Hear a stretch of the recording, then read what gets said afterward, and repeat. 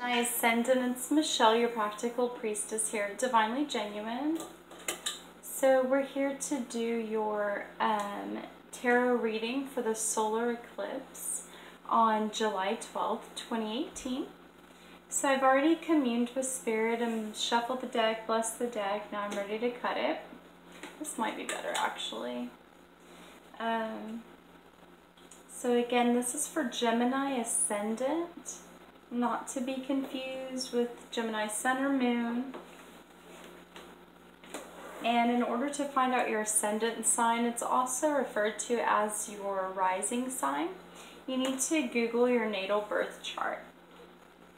You do need your birth time and place of birth for that information. Alright, so we are using, let's see, tarot deck. Keep forgetting the names. The artist is Colin Howard. Bridget Reed is the one who wrote this tarot deck. And then we're using the Healing with Fairies by Doreen Virtue. I'm going to do a 3-card spread with 1 healing card. And for you Gemini ascendants, this solar eclipse, which tends to be very fate orchestrated. As humans, we tend to procrastinate on things, especially uncomfortable things. And so when an eclipse happens, it usually shuffles things around and puts things in a place of where it should go. And so Gemini ascendant, the solar eclipse is happening in your 2nd house of self-worth, self-value, and your resources, then reflected back to you.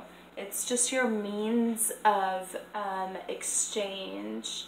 It's your way through life with practical things, usually monetary things, any kind of resources, you know. So, okay. And let's go ahead and begin. We're starting with the Queen of Wands.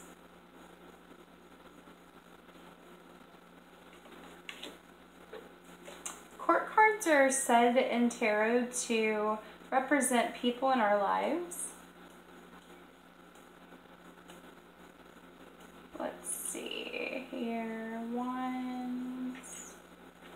The Queen of Wands represents a passionate female who wants to rouse people into action through her outspoken and critical nature. Although she appears to be fighting those that cross her, she is a true champion of anyone she supports. It's cool.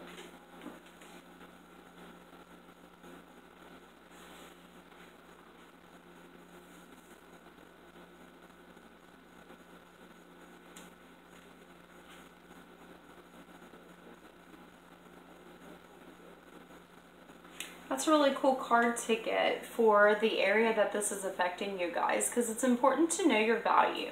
So in order to support other people, you have to, you know, or what you do is you recognize what you like in them, why you're supporting them, what you find valuable in them, and find value in that of yourself too. What you're valuing in them is just as important to you. You know, that's valuable in itself. I hope that made sense. And the way she stands up passionately and fiery for what she believes in, right? Passionate female who wants to rouse people into action.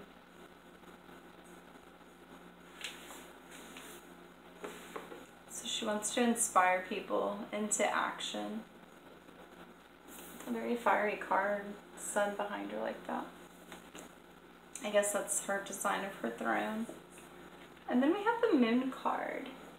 Queen of Wands and the Moon card. For you Gemini ascendants.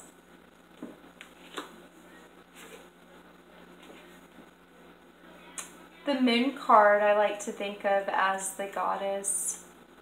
It's a very intuitive card. As you may know, the moon controls our mind, which controls our emotions. So it's how we feel.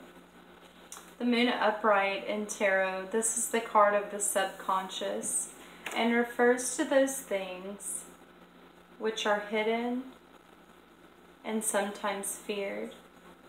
It represents imagination, uncertainty, and fluctuation. Fluctuation because of the stages of the moon cycle. Okay. So we've got some passion, inspiring others to take action, supporting for good causes, causes that you believe in. There's much value there, much value there. And then we've got your subconscious coming to play here, which is big.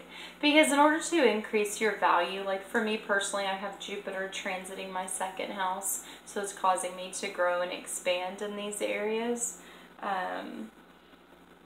So when you get like the moon card and it's saying that it's representing the hidden things, the subconscious of our mind, it's the shadows. It's what we don't really realize is there. Our subconscious is always playing. A good thing to do is to listen to positive things when you go to sleep, or like healing music. Crystal bowl healing music is a good one. Any kind of positive affirmations when you go to sleep. Make sure it's low enough that you can sleep. But your subconscious is actually recording that, which will go into your mind, develop patterns, and will increase like serotonin or happy thoughts, which will increase happy feelings. But it's important too to heal those shadows or subconscious patterns that you begin to realize during this eclipse, or that become illuminated. We've got the Three of Wands in the final position of the reading. Let's see what that represents for you, Gemini ascendants. Three of Wands. This card, the Lord of Virtue, represents our trueness to our own inner needs and inspirations. It represents a point of inner balance where we are clear about the things we want to create in our life. Out of this clarity and confidence arises a new quality of self-reliance and happiness. Wow. Very cool. So you guys have the fire, passion, and drive to support the good cause during this solar eclipse. Your shadow side or subconscious hidden things will be illuminated, which will then help you to realize what inspires you in the area of like your purpose, your true inner needs. And then there you create inner balance, having more clarity of what your needs are, which then increases your confidence, which increases your value. And then we have feeling safe.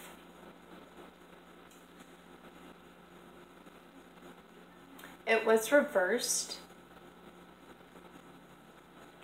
And so, I don't think these cards, oh gosh, dude, stuff just happens. I like turn right to the page that says upside down cards. Let's see,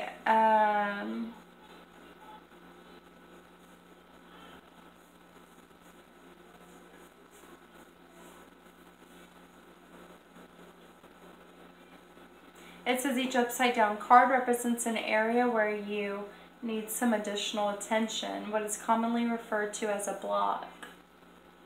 So it gets a little resistance. And the card you have is feeling safe, okay?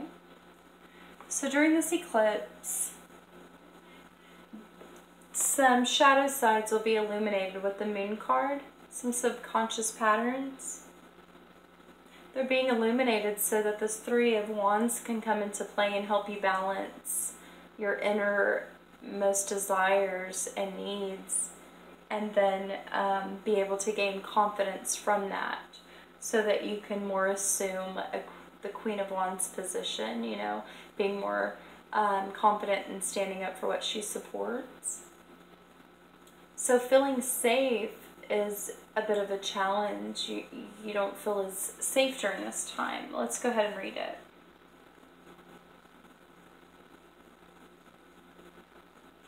It also says, it isn't unhealthy or unspiritual to have blocks. Everyone has them. The deck is useful to helping you identify these blocks so that you can heal them faster and avoid self-sabotage. Yes. The fairies are happy to help you heal these blocks if you'll go outside in nature and mentally ask them to help you. Okay, so do that. And let's go ahead and turn to feeling safe. Any feelings of danger or vulnerability are healing, and they're replaced with the certain knowledge that you are safe and protected right now. Okay? Have you felt frightened or insecure lately? If so, this card is a signal that heaven is aware of your feelings and has come to your aid. You are surrounded by heavenly beings who love and protect you on an ongoing basis. The fairies remind you that your thoughts of danger are triggering your feelings of vulnerability. So this must be the subconscious stuff that's going to come up, right? Excuse me. In your mind, you have given power to some outside entity.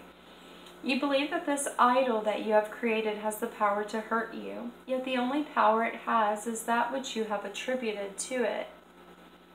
The fairies urge you to awaken from this mistaken concept. A lot of people do this with religion, I want to add.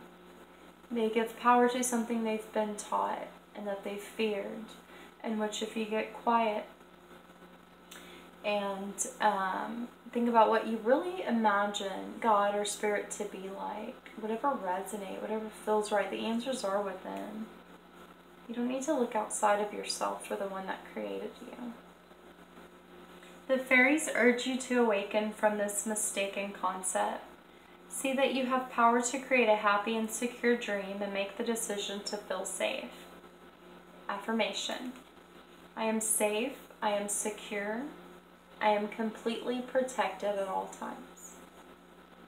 Okay, so please revisit this video. Remember to say that, because you are. Everyone is on a divine path. It's what you keep in your mind that matters. Thank you so much, Gemini Ascendants. I hope you enjoyed your tarot reading for the solar eclipse in Cancer, July 12th, 2018. And I'll see you soon. Peace.